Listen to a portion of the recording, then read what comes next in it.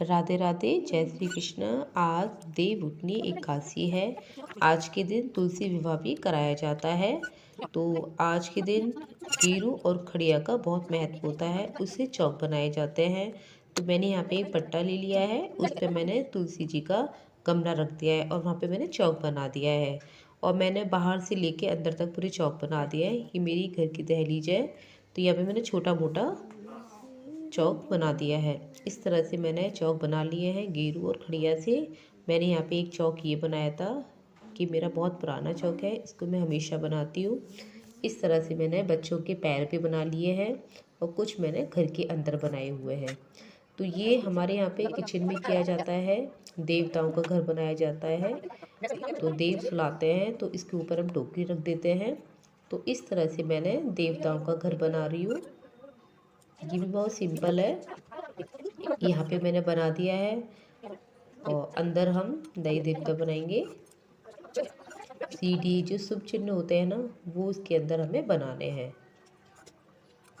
इसको आप कैसे भी डेकोरेट कर सकते हो। यहाँ पे मैंने दही देवता बना दिए हैं और यहाँ सीढ़ी बना दूंगी, सात्विक बना दूंगी। जो भी शुभ चिन्ह होते हैं उनको हम बना देंगे। और नीचे भी हमने चौक बना दिया है। इसके ऊपर हम टोकरी रखेंगे, उसमें फल सब्जियां रख देंगे। और कहीं कहीं पे दाल बाटी चूरमा बनता है, वो रख देना।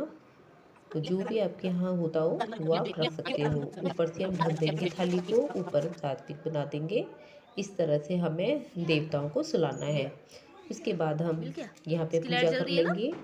तुलसी विवाह में इससे करवाना है, तुलसी की इसके लाइट लिए जल रही है हमने ना, यहाँ पे कितना टेबल अच्छा रख लग रहा ली। उस पर कपड़ा बिछा लिया और माता के लिए हमने पूरा श्रृंगार ले लिया है। तो यहाँ पे मैंने माता रानी को लाल चुनरी उड़ा रही हूँ।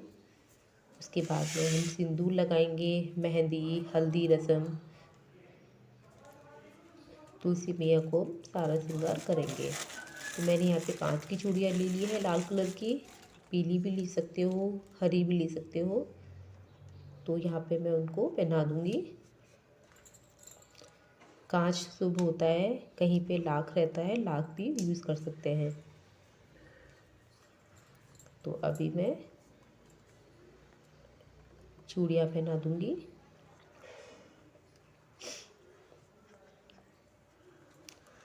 उसके बाद हम मेहंदी लगा देंगे।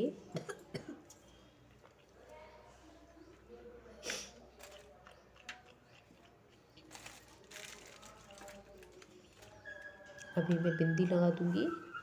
तुलसी मैया को हमें सारा श्रृंगार करना है। जितना आप कर सकते हो उतना उनका श्रृंगार करो।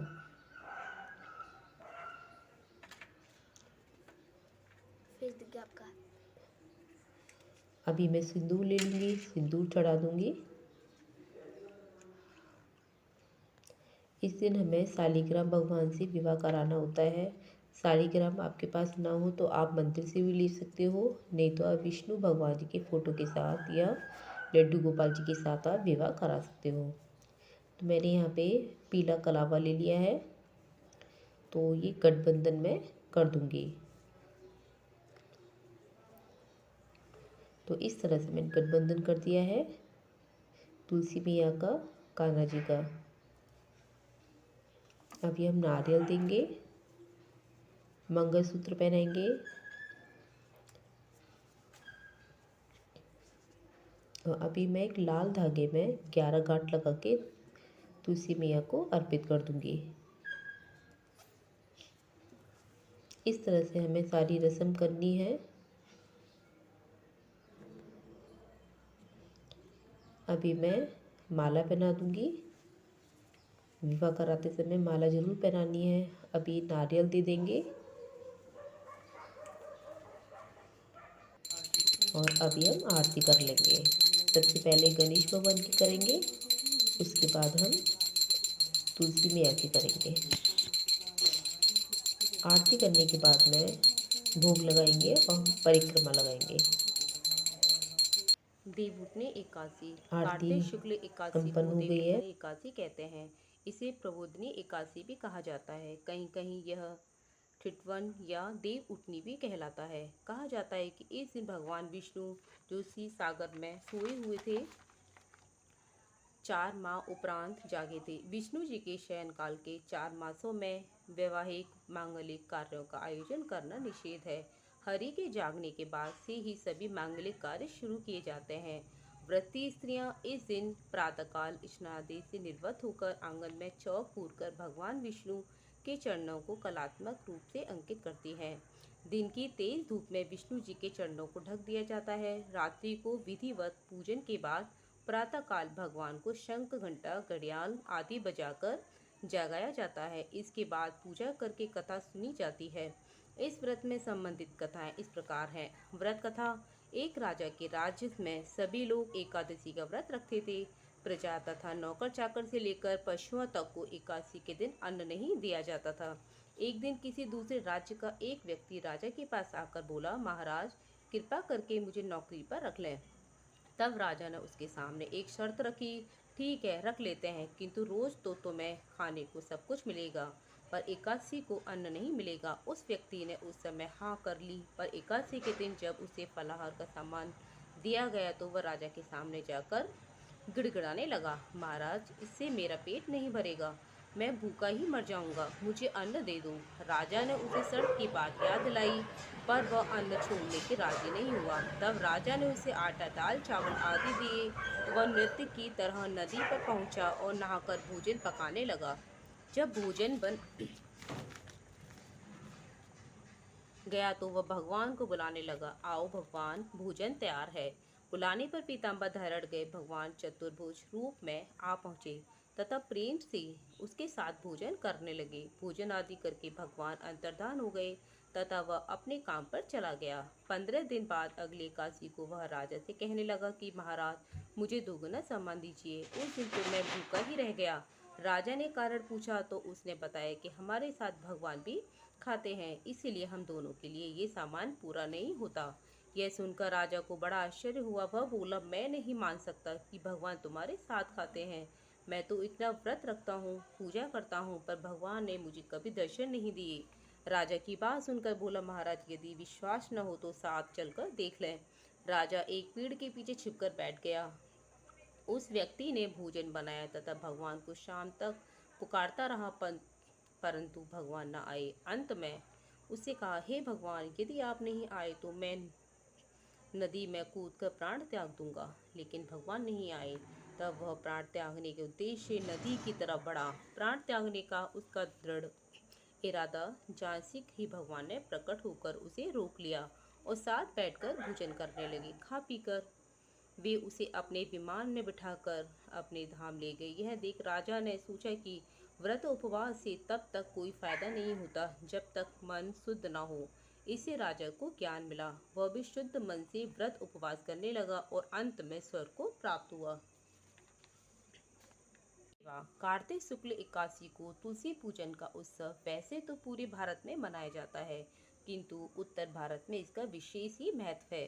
तुलसी को विष्णु प्रिया भी कहते हैं। तुलसी विवाह के लिए कार्तिक शुक्ल नवमी की तिथि ठीक है। नवमी, दशमी व एकादशी को व्रत एवं पूजन कर अगले दिन तुलसी का पौधा किसी ब्राह्मण को देना बड़ा ही शुभ माना जाता है। परंतु कुछ लोग एकादशी से पूर्णिमा तक तुलसी पूजन करके 5वें दिन तुलसी का विवाह करते हैं। तुलसी विवाह की यही पद्धति अधिक प्रचलित है।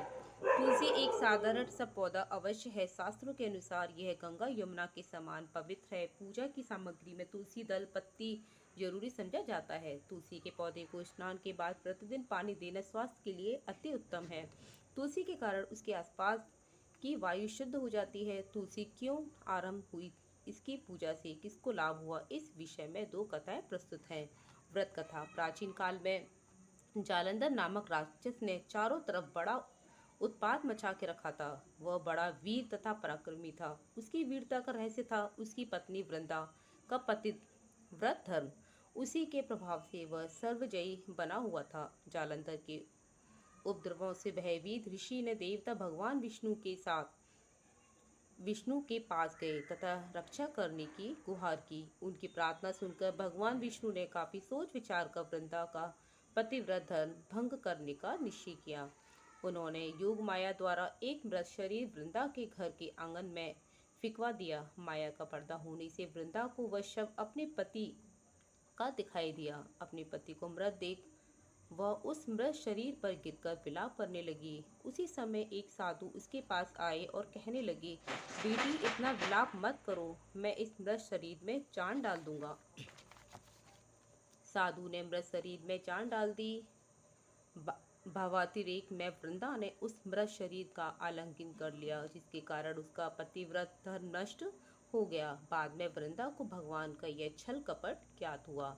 उधर उसका पति जलंधर, जो देवताओं से युद्ध कर रहा था, वृंदा का सतीत्व नष्ट ही मारा गया। जब वृंदा को इस बात का पता लगा तो क्रोधित होकर उसने भगवान विष्णु को श्राप दे दिया, जिस प्रकार तुमने छल से मुझे पति वियोग दिया, उसी प्रकार तुम भी अपनी स्त्री का छल पूर्वक हरण होने पर स्त्री वियोग सहने के लिए मृत्यु लोक में जन्म लोगे। कह कहकर वृंदा अपने पति के शव के साथ सती हो गई।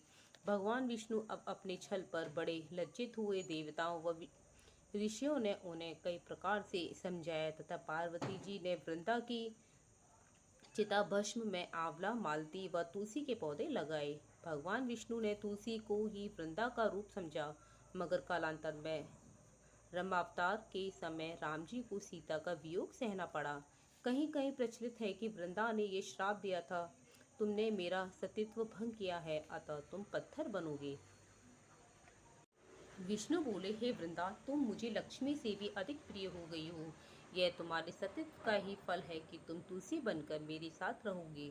जो मनुष्य तुम्हारे साथ मेरा विवाह करेगा वह परम धाम को प्राप्त होगा। इसी कारण शालिग्राम या विष्णु शिला की पूजा बिना तुलसी दल के अधूरी मानी जाती है। इस पुण्य की प्राप्ति के लिए आज भी तुलसी विवाह बड़ी धूमधाम से किया जाता है। तुलसी को कन्या मानकर व्रत करने वाला व्यक्ति यथाविधि से भगवान विष्णु को कन्यादान करके तुलसी विवाह संपन्न कराता है। अतः तुलसी पूजा करने का बड़ा ही महत्व है।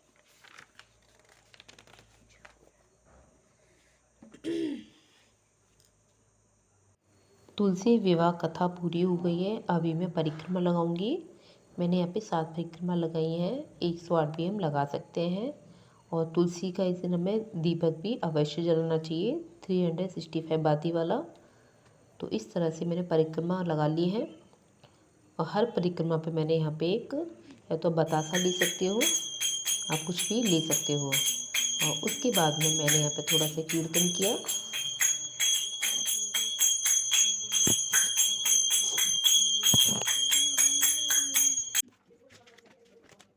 उठो देव, बैठो देव, हाथ पांव पटकारो देव, उंगलियां छटकाओ देव, सिंगाड़े का भोग लगाओ, नेका भोग लगाओ, सब चीजों का भोग लगाओ। उठो देव, बैठो देव, उठो देव, बैठो देव, देव उठेंगे कासक मास, नई टोकरी नई कपास, जा रहे मुँह से कोवल जाके दाद कटा, दाद कटा के बोड़ पटा के खाट बुना के धुवन दे के दरी बिछा के लोट लटा के छोटो हो पूरी गाय, कपला गाय जाको दूध, मापन हुई सहापन हुए, जितनी अंबर तरियों इतनी यागर गावनियों, जितने जंगल सीख लला इतनी यागर बहुवन आई, जितने जंगल हिसारो इतने जंगल जाओ झुंड, इतनी जागर जन्मो पूत, ओले कोले धरे चपेटो, ओले कोले धरे अनार, ओले कोले धरे मजीरा। उठो देव, देव जागो देव। अभी मैंने देवों को उठा दिया है। इस तरह से आज की हमारा तुलसी विवाह संपन्न हुआ। राधे राधे, जय श्री कृष्णा। आपको वीडियो अच्छी लगे तो लाइक कीजिए, सब्सक्राइब कीजिए, कमेंट कीजिए।